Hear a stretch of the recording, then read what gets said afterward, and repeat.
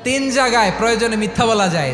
এক নাম্বার, আপনার ওয়াইফকে খুশি করার জন্য, সে একটু এরকম না বলে একটু কৌশল করে বললে খুশি হবে, ওটা বলা যায়। দুই নাম্বার, জীবন মরণের ব্যাপার, যান বাঁচানোর জন্য একটু কৌশল করে ঘুরিয়ে বললেন, এটা জায়েজ। তিন নাম্বার, দুইজন ঝগড়া লাগছে তাদেরকে মিলিয়ে দেওয়ার জন্য কৌশল করে একটু মিথ্যা বলা, ঘুরিয়ে বলা যায়। দুইজনের মধ্যে দেখলেন যে সম্পর্ক খারাপ, একজনরে বললেন, ভাই সে তো ওই দিন আপনার ব্যাপারে অনেক প্রশংসা। কি আমার ব্যাপারে প্রশংসা? কি বললো? এই বললো আপনি নাকি এই করছেন ওই করছেন, অনেক প্রশংসা। লোকটার মন খুশি হয়ে যাবে তার ব্যাপারে, ঠিক কিনা?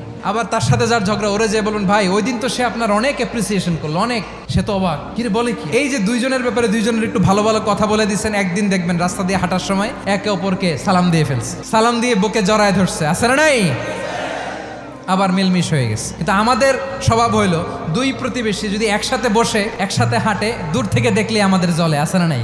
ঘটনা কি? এই দুইটার মধ্যে এত মিল কে? এই দুইটার মধ্যে গিরিঙ্গি লাগানো যায় কিভাবে? আল্লাহর কাছে তওবা করেন, এই মানসিকতার যেন আমরা না হয়, আমরা মিলিয়ে দিব।